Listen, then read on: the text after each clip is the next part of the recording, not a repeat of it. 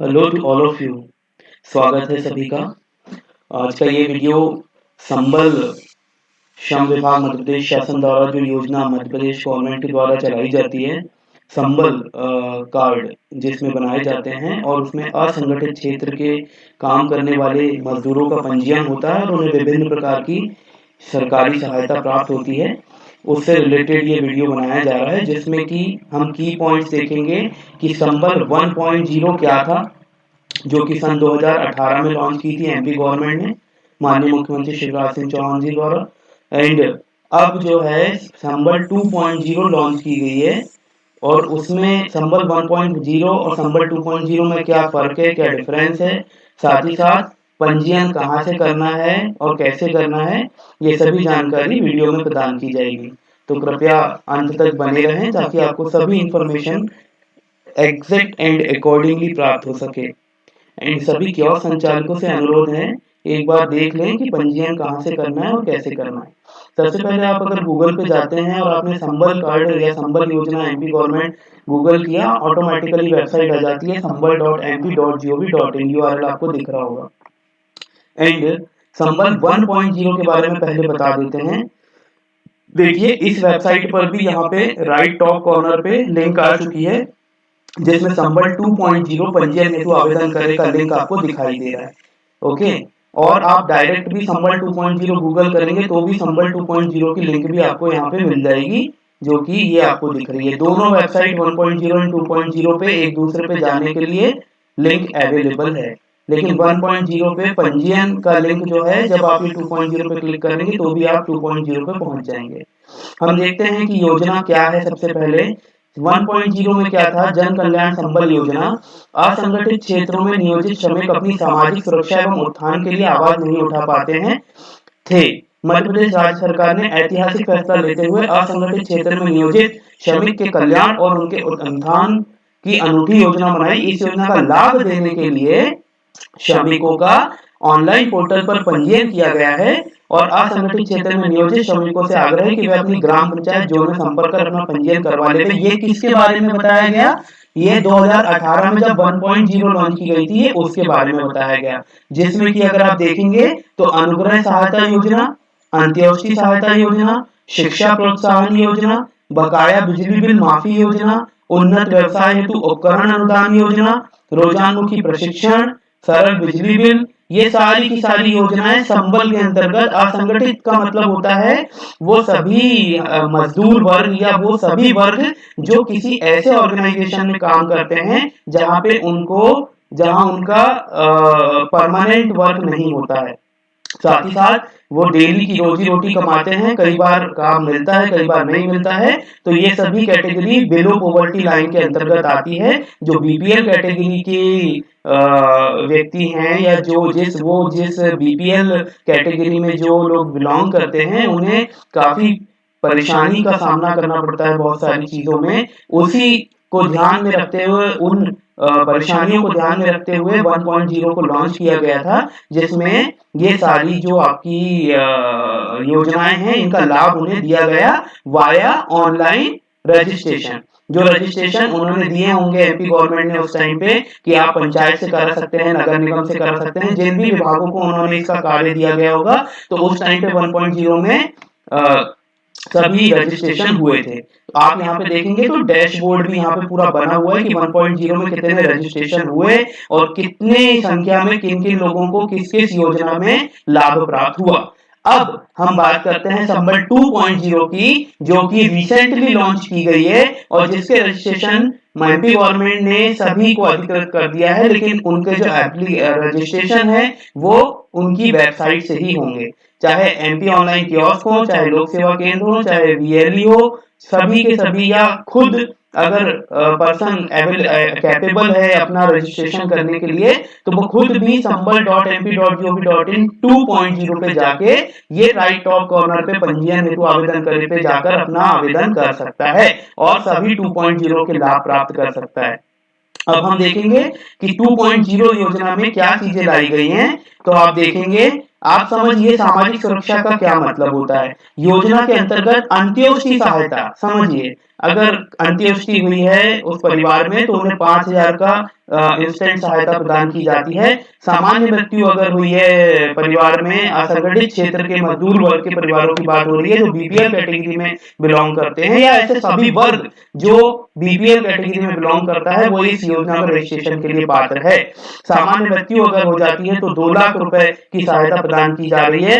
दुर्घटना में मृत्यु हो रही है तो 4 लाख की सहायता प्रदान की जा रही है। अगर किसी दुर्घटना में आंशिक दिव्यांगता होती है तो 1 लाख रुपए की, एवं स्थायी दिव्यांगता होती है तो 2 लाख रुपए की सहायता राशि संबल 2.0 में प्रदान की जाएगी। जो मजदूर वर्ग 1.0 में रजिस्टर्ड हैं उन्हें इन सभी योजनाओं के लाभ दिए गए और दिए जाते रहेंगे।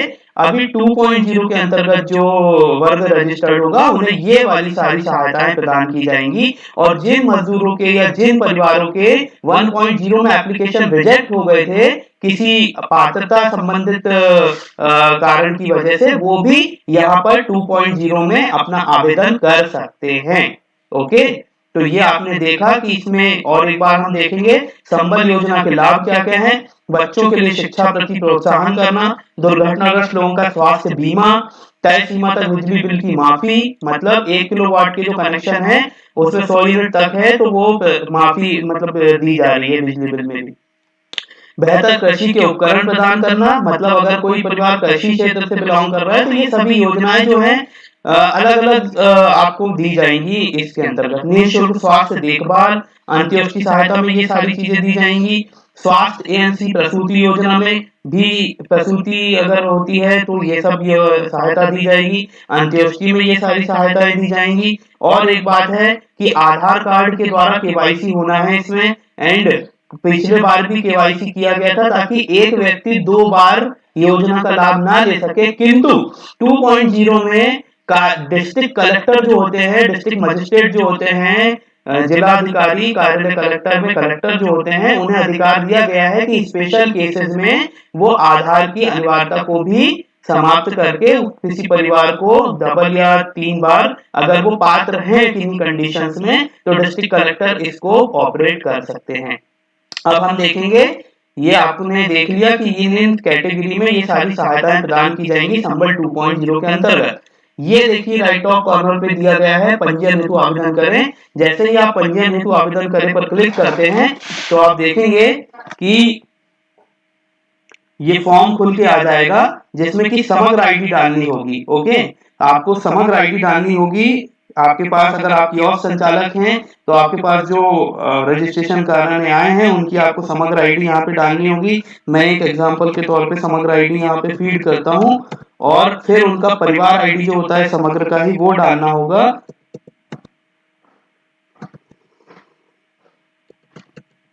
ये डालने के बाद आपको यहाँ पे कैप्शन दिखाई देगा जिसको आप यहाँ पे इस तरीके से फिल करेंगे एंड समग्र खोजे पे क्लिक करेंगे। जैसे ही आप समग्र खोजे पर क्लिक करते हैं तो आप देखेंगे कि जो समग्र आईडी का डेटाबेस होगा उससे जो है वो सारी डिटेल्स पर्टिकुलर पर्सन की खुल के आ जाएगी। जैसे ये आप देखिए मैंने जो डाला है ये मेरा पर्सनल है, ये मेरी डिटेल्स यहाँ पे आ चुकी हैं।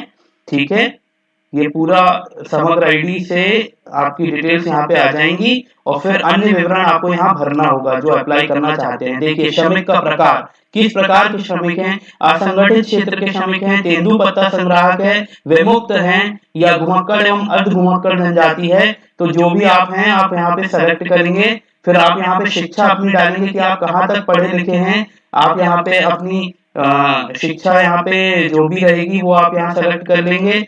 नियोजन या व्यवसाय चुने, माने आप किस क्षेत्र में व्यवसाय कर रहे हैं या आप खुद किस व्यवसाय से संबंधित जगह पे काम कर रहे हैं, है ना। तो आप ये देखेंगे यहाँ पे ये सारी डिटेल्स आ जाएंगी। तो यहाँ पे आपको सेलेक्ट करना होगा कि आप किस क्षेत्र में किस क्षेत्र के असंगठित मजदूर है, माने आप किस जगह पे कार्य करते हैं। और ये काफी इंपॉर्टेंट अच्छी लिस्ट यहाँ पे मुझे दिखाई दे रही है जो आपके लिए भी एक नॉलेज दे सकती है। उसके बाद इस वर्ष में आप व्यवसाय में नियोजित कार्य दिवस आपने कितने दिन काम किया है एक वर्ष में, तो आपने जो भी जितने दिन काम किया है वो आप यहाँ डाल देंगे। क्या आप व्हाट्सएप पर सूचना प्राप्त करना चाहते हैं? अगर जो मजदूर आपके पास वर्ग आया है या जो व्यक्ति आपके पास एप्लीकेंट आए हैं उनके पास व्हाट्सएप नंबर है तो आप यस या नो का चयन कर सकते हैं। अगर वो व्हाट्सएप पे सूचना प्राप्त करना चाहते हैं और उनका नंबर व्हाट्सएप पर अवेलेबल है तो यहाँ यस करके आप यहाँ व्हाट्सएप नंबर डाल सकते हैं। ठीक है। क्या आप आयकर दाता है? आयकर दाता हाँ करेंगे तो आप एप्लीकेबल नहीं रह जाएंगे इस चीज के लिए। अगर आप इनकम टैक्स पे करते हैं तो आप संबल 2.0 में बीपीएल कैटेगरी में नहीं आ सकते। तो यहाँ पे आपको नहीं का सिलेक्शन करना होगा। अगर कोई आयकर दाता है तो वो इस योजना में पात्र ही नहीं होगा, है ना। मेरे अथवा मेरे पिता पति के पास एक और दूसरा एक और इसमें कैटेगरी है, ये आप स्व घोषणा कर रहे हैं, समझ रहे हैं। अगर आप नहीं बोल रहे हैं कि हम आयकर दाता नहीं है तो इसका मतलब आप नहीं है। अगर भविष्य में अगर आपका एप्लीकेशन किसी इन्वेस्टिगेशन में जाता है और आप पाए जाते हैं कि आप आयकर दाता हैं या फिर आपके पास 1 हेक्टेयर से अधिक की भूमि है तो ये दो कैटेगरीजों में आपको इस योजना का लाभ नहीं दिया जा सकता। इसलिए जो आयकर दाता नहीं है अथवा और साथ में उनके पास 1 हेक्टेयर से अधिक भूमि भी नहीं है वही इस योजना के लिए पात्र हैं। अगर आप यहाँ गलत जानकारी देके फॉर्म सबमिट करके और योजना का लाभ लेते हैं तो भविष्य में आपके ऊपर शासन द्वारा कार्रवाई सुनिश्चित की जा सकती है ना। यहाँ पे आप नहीं करेंगे और यहाँ अपना मोबाइल नंबर यहाँ पे डालेंगे और फिर यहाँ पे आप स्वघोषणा जो है ये यहाँ पे आप मोबाइल नंबर डालने के बाद ये तीनों कैटेगरी पे क्लिक करेंगे स्वघोषणा डाल के और ये आवेदन संरक्षित पर क्लिक करेंगे तो ऑटोमेटिक फॉर्म जो है वो सबमिट होगा और केवाईसी का स्टेप आगे आ जाएगा जिसको आप कंप्लीट कर देंगे। ठीक है। ये एक डमी फॉर्म मैंने भरा है इसलिए मैं आगे प्रोसेस नहीं कर रहा हूँ बट ये सिंपल सा फॉर्म है और आगे जब आप इसको प्रोसेस करेंगे तो आपको केवाईसी का ऑप्शन आ सकता है ओटीपी के थ्रू या आधार केवाईसी का ऑटोमेटिक ये आवेदन संरक्षित हो जाएगा। सो आशा है सभी को इन्फॉर्मेशन मिली होगी। कृपया और कोई जानकारी आप जानना चाहते हैं तो आप वीडियो में कमेंट करके पूछ सकते हैं। Thank you so much to all of you.